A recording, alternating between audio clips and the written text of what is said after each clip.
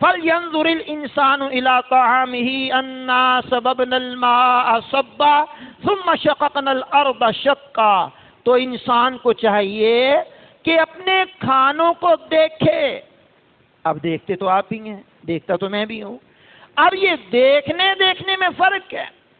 بات دیکھتے ہیں اس کا ٹیسٹ کیسا ہے، ذائقہ کیسا ہے، بنا کیسا ہے، لذت کیسی ہے، نمک کیسا ہے، مرچ کیسا ہے۔ تو یہاں اس دیکھنے کی بات تو نہیں ہو رہی۔ مالک فرماتا ہے تو انسان کو چاہیے کہ اپنے کھانوں کو دیکھے، کھانوں میں غور کرے۔ پہلے تو دیکھے پھر کھانوں میں غور کرے۔ یہ 30واں پارہ ہے جناب، سورہ عبس ہے۔ کہا پھر غور کرے کہ ہم نے پانی خوب برسایا، یعنی آسمان سے بارش برسی، چاہے وہ پہاڑوں پہ برسی تو وہ پہاڑوں پر پھر مالک نے برف بنا کر کے جما دی، پھر گرمیوں میں پگھلی۔ مختلف انداز ہیں۔ آسمانوں سے مالک نے پانی برسایا، وہ پانی کے برسنے پہ غور کرے۔ پھر آگے کیا کہا قرآن کریم نے؟ کہا پھر زمین کو اچھی طرح چیرا۔ اللہ اکبر کبیرہ۔ کبھی آپ نے غور کیا کہ ننھی سی کومپل پتھریلی زمین کا بھی سینہ چیر کر باہر نکل آتی ہے۔ آپ اس کو انگلی بھی ماریں تو انگلی زمین میں دھنستی نہیں ہے، لیکن ننھی سی کومپل جس کو ہاتھ میں لے کر کے آپ مسل دیتے ہیں، اللہ نے وہ قوت اس کو عطا کی ہے۔ اس نے زمین کا سینہ چیرا، پہاڑوں کا سینہ چیرا اور ننھی سی کومپل نکل آئی۔ پھر وہ تناور درخت بھی بنا، پھر وہ کھانے کے اناج میں چاہے گندم ہے تو وہ گندم بھی پھر نکلی۔ تو مالک فرماتا ہے پھر ہم نے زمین کو اچھی طرح چیرا۔ اللہ اکبر کبیرہ۔ پھر آگے کیا ارشاد ہوا؟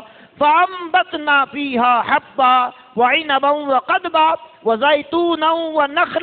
وَزَيْتُونًا وَنَخْلًا وَحَدَائِقَ غُلْبًا وَفَاكِهَةً وَأَبًّا۔ تو اس میں غلہ اگایا، گندم کو اگایا، کھانے پینے کی چیزوں کو اگایا، زمین کو چیرا پھر اس میں سے اگایا، انگور اور چارہ پیدا کیا۔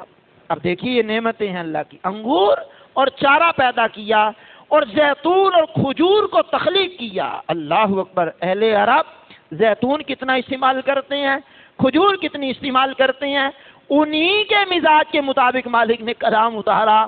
آج پوری دنیا میں کھجور سپلائی ہوتی ہے، پوری دنیا میں زیتون استعمال ہوتا ہے، پوری دنیا میں یہ چیزیں نعمتیں ملتی ہیں بندے کو۔ مالک نے کیا حسین انداز اپنایا۔ کہا پھر ہم نے زیتون اور کھجور کو تخلیق فرمایا اور گھنے باغات کی سرسبز و شادابی، ان کی ہریالی آنکھوں کو تسکین عطا کرتی ہے۔ کتنے حسین و جمیل باغ مالک نے بنائے، کتنے حسین و جمیل کھیت و کھلیان بنائے، کتنے عمدہ پھلوں سے لدی ہوئی باغات کی یہ رونقیں ہمارے ہاں پائی جاتی ہیں۔ مالک فرماتا ہے پھر اور میوے اور گھاس کو پیدا کیا۔ اب یہ نعمتیں گنوانے کے بعد سورہ عبس کی آیت نمبر 24 سے لے کر 32 تک کو پڑھ رہا ہوں۔ پھر یہ نعمتیں گننے کے بعد پھر اور مالک نے ذکر کیا، متاع لکم ولانعامکم، کہا تمہیں اور تمہارے مویشیوں کو فائدہ عطا کرنے کے لیے ہم نے یہاں بہت ساری چیزیں بنائی ہیں۔ جیسے پیچھے گھاس کا ذکر ہو گیا، چارے کا ذکر ہو گیا، بہت ساری چیزیں وہ ہیں کہ جو مویشی جانور بھی استعمال کرتے ہیں۔